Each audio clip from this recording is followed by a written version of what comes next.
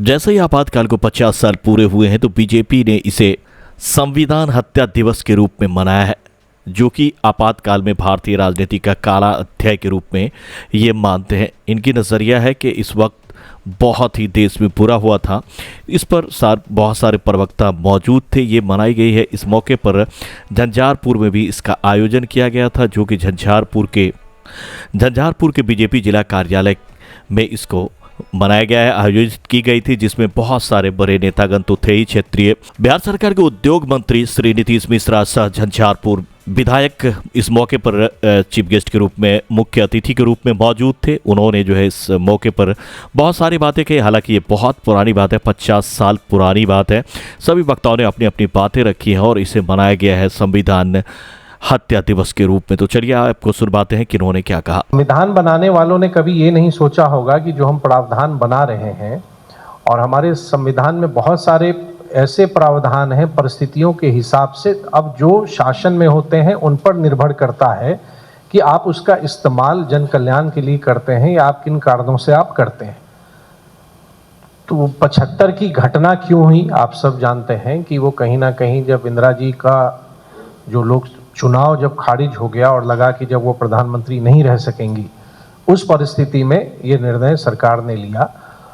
और ये कहीं ना कहीं जो समय जो परिस्थिति बनाई गई कि नहीं देश में अशांति है या अंतर्राष्ट्रीय तत्व भी, बाहर के देश के लोग भी तत्व भी देश को पूरे हिसाब से डिस्टर्ब करने का प्रयास कर रहे हैं, तो वो परिस्थिति बनी।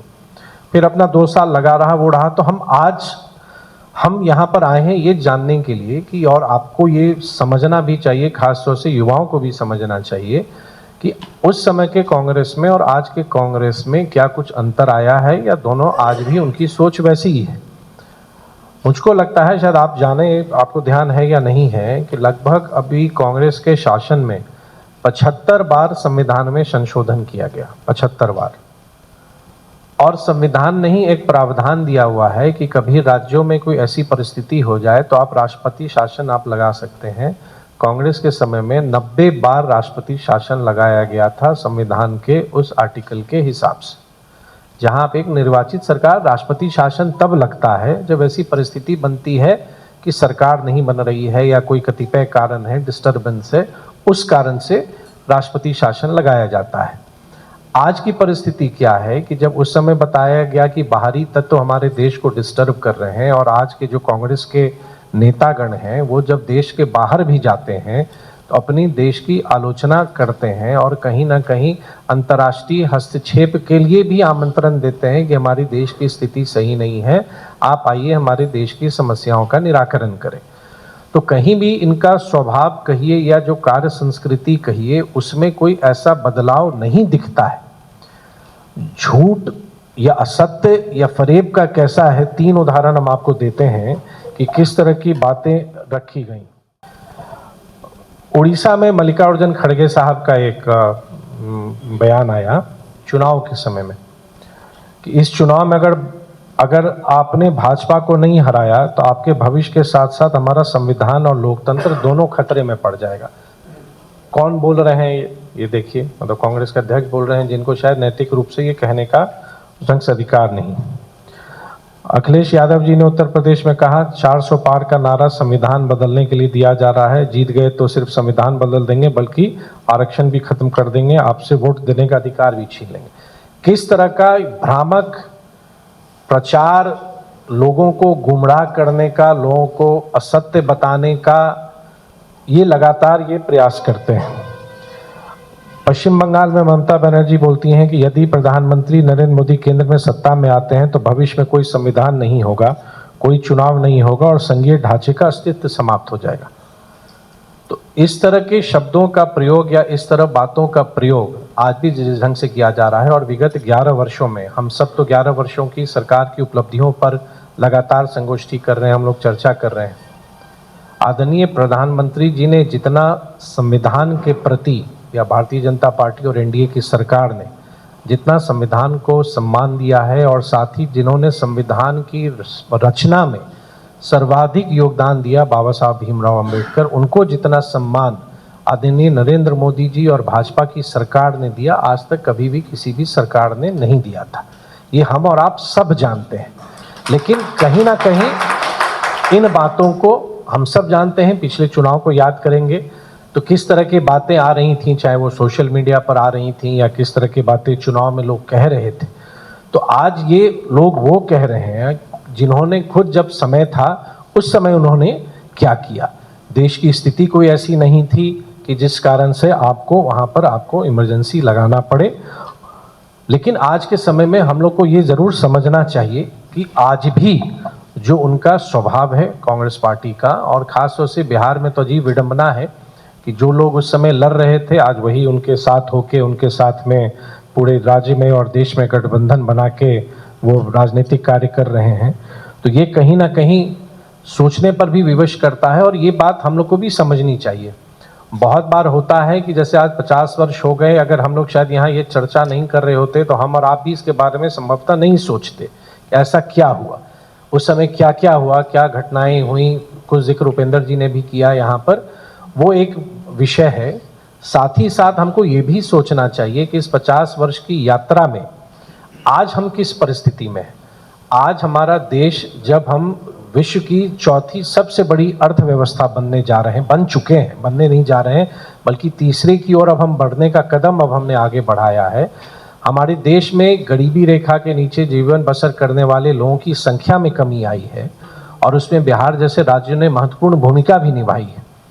हम लोग को ये जानना चाहिए। देखिए, बहुत बार हम और आप क्या होते हैं कि जो बातें सोशल मीडिया या व्हाट्सएप पर आ जाता है हम तुरंत में उस विचार को आत्मसात कर लेते हैं, लगता है यही सही है। हमारे अपने सोचने की बात, हमारे अपनी सोचने की शक्ति या जो क्षमता हमारी है, हम अपनी बुद्धि विवेक का भी काम हम इस्तेमाल उसमें हम नहीं करते हैं। तो उस कारण से जब हम ही कंफ्यूज हो जाएंगे या हम ही थोड़े संशय में हो जाएंगे तो आने वाले समय में हम लोगों को कैसे सही बात बता पाएंगे कि वास्तविकता क्या है। तो आज के समय में, और उस दिन को भी याद कर लीजिए जब एक सरकार ने एक ऑर्डिनेंस, जिस भी कारण से ऑर्डिनेंस लाई थी सरकार, और कांग्रेस के उस समय राहुल जी ने किस ढंग से उस ऑर्डिनेंस को फाड़ा था, वो भी मतलब जब एक सरकार का एक निर्णय था तो कहीं ना कहीं संविधान के प्रति कांग्रेस पार्टी की क्या अवधारणा रही है। क्या कांग्रेस पार्टी संविधान को कभी सर्वोपरि मानती है? सिर्फ संविधान को लेके घूमना और ये कहना कि संविधान खतरे में है, हम और आप सब जानते हैं। इस कारण से नहीं क्योंकि हम भारतीय जनता पार्टी से जुड़े हुए हैं। अब किसी क्या ऐसा हुआ है, लगातार हमारा देश तो मजबूती होता जा रहा है और वैसे सभी तत्व जो देश को कमज़ोर करना चाहते हैं उन सभी तत्वों को मुंहतोड़ जवाब भी दिया जा रहा है। जन कल्याण की योजनाओं पर हम काम करते जा रहे हैं। सरकार निरंतर अच्छा कार्य कर रही है, अच्छे कार्य हो रहे हैं। बिहार भी हम आगे लगातार हम बढ़ते जा रहे हैं। तो इस तरह में अगर हमको सिर्फ समझना ये है कि पहले की बातों को हम क्यों याद करें, पहले की बातों को हम इसलिए याद करें क्योंकि वो कहीं ना कहीं हमको एक तुलनात्मक अध्ययन करने में भी मदद करता है। क्या परिस्थिति रही, हमको अपने इतिहास को हमको जानना चाहिए। क्या परिस्थिति रही, आज वो क्या कर रहे हैं, क्या आज उस पार्टी की विचारधारा बदली, क्या उस पार्टी का कोई आइडियोलॉजी बदला, कोई सिद्धांत बदला। अगर ऐसी कोई बात नहीं है, आज भी उसी तरह से वो करते हैं तो वो करते रहेंगे। 2-3 उस समय बस संक्षेप में, बहुत लंबा समय हो गया है। क्या क्या प्रावधान जो उपेंद्र भाई साहब ने जो बताया, वो एक जो ग्राउंड पर उस समय जो वहाँ पर हो रहा था, कुछ व्यापक उन्होंने उस समय बदलाव क्या किए थे। बदलाव ये किए थे कि एक 38वां एक संशोधन आया। बड़ा हमको भी, हम भी जब इसके गहराई में गए, पढ़ने लगे, तब ये सब चीज़ मुझको भी समझ में आया कि जो राष्ट्रपति राज्यपाल द्वारा जो अध्यादेश या कुछ कार्य अगर उस समय किया जाते हैं या निर्णय लिए जाते हैं, उसकी न्यायिक समीक्षा नहीं हो सकती। जैसे कोई भी सरकार का निर्णय आता है तो एक पक्ष कोर्ट में जाता है, उस पर वो रोक लग गया। उसके अलावा 39वां संविधान संशोधन, इसमें यह था कि आप जैसे राष्ट्रपति या प्रधानमंत्री इन सबके चुनाव का होता है तो इनके खिलाफ चुनाव याचिका दायर नहीं हो सकती हैं। जैसे कोई भी होता है अधिकार है, अगर कोई एक पक्ष चुनाव में या किसी कारण से संतुष्ट नहीं है तो वो आगे जा सकता है। कहीं ना कहीं फिर एक 40वां संविधान संशोधन आया। ये संविधान संशोधन क्या करता है, जिसमें ये कहा कि नहीं, न्यायिक समीक्षा पे रोक लगेगी और 9वीं अनुसूची में भी डाल के एक मीडिया के प्रति एक विरोध कानून भी लाया गया। फिर एक 41वां संशोधन भी लाया गया। फिर उसमें रहा कि प्रधानमंत्री या राष्ट्रपति उनके कार्यकाल से पहले या उसके दौरान किए गए कार्यों के लिए नागरिक या आपराधिक कार्रवाई से संरक्षित किया जाएगा। बहुत सारे उस समय संविधान में कुछ प्रावधान, कुछ संशोधन, कुछ नए शब्द जोड़े गए जो पहले हमारे संविधान में नहीं था। विशेष तौर से जो सोशलिस्ट और सेकुलर शब्द आया वो उसी के समय में वो आया, उससे पहले वो कभी नहीं था। तो आप तमाम साथियों से यही आग्रह है कि आज जो हम लोग पूरे देश स्तर पर आप देखेंगे कि हर एक जगह आज इसी पर डिबेट हो रही है, परिचर्चा हो रही है कि क्या उस समय की परिस्थितियां थी। लोकतंत्र में हमारे यहाँ यही खूबसूरती है कि हम अपने विचारों को अभिव्यक्त करते हैं, उसका हमारे फ्रीडम है, उसकी स्वतंत्रता है, हम अपने विचारों को हम रखते हैं और यही हमारे देश को अन्य देशों की तुलना में अलग ही बनाता है। और यही हमारी, इसलिए भारत के लोकतंत्र को पूरा दुनिया स्वीकारता है, उसकी सराहना करता है। आज हम लोग क्यों हैं यहाँ पर, इतने लंबे समय के बाद भी अगर आज भी जहाँ पर आप देखेंगे तो कांग्रेस पार्टी जिस ढंग का निर्णय लेती है या जिस प्रकार से दुष्प्रचार करती है या जिस प्रकार से हमारे नेतृत्व के खिलाफ भाषा का प्रयोग किया जाता है, उन शब्दों को अगर आप देखेंगे कहीं भी राजनीतिक मर्यादा नहीं रही। और लगातार जो पार्टी संविधान के प्रति समर्पित है, जिन्होंने बाबा साहब को सर्वाधिक सम्मान दिया, जो प्रत्येक नागरिक के लिए प्रतिबद्ध हैं, जो प्रत्येक व्यक्ति को अपना परिवार मानते हैं, वैसे नेतृत्वकर्ता के ऊपर कभी कभी इस तरह की बात आती है। इसलिए ये हम लोग को जानना आवश्यक है कि उस समय की परिस्थिति और आज भी जिन राज्यों में कांग्रेस या उनसे जुड़े हुए विचारधारा की सरकार है, बंगाल में देख लीजिए किस ढंग से राजनीतिक कार्यकर्ताओं पर यातनाएं होती हैं, टॉर्चर होता है। केरल में देख लीजिए, वहाँ पे भारतीय जनता पार्टी के कार्यकर्ताओं को कितना संघर्ष करना पड़ता है, अगर अपनी वो आवाज़ उठाते हैं तो किस ढंग से उनकी आवाज़ को दबाया जाता है।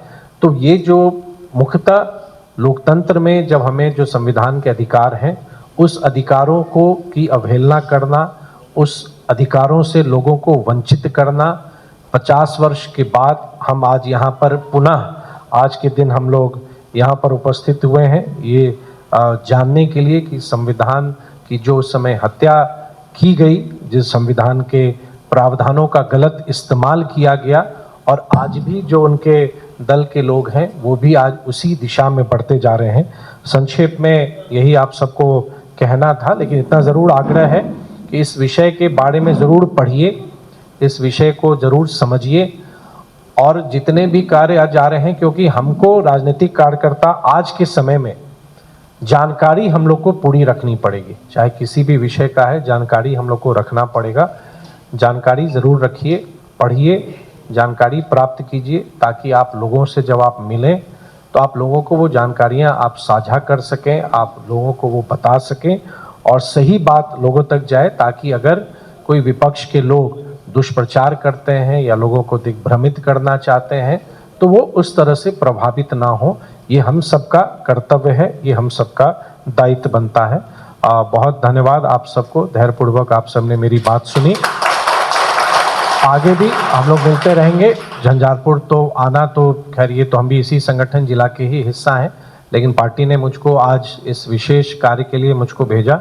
जिलाध्यक्ष जी का धन्यवाद, पूरे जिला कमेटी का धन्यवाद और आप तमाम साथियों को जो आप सब आए।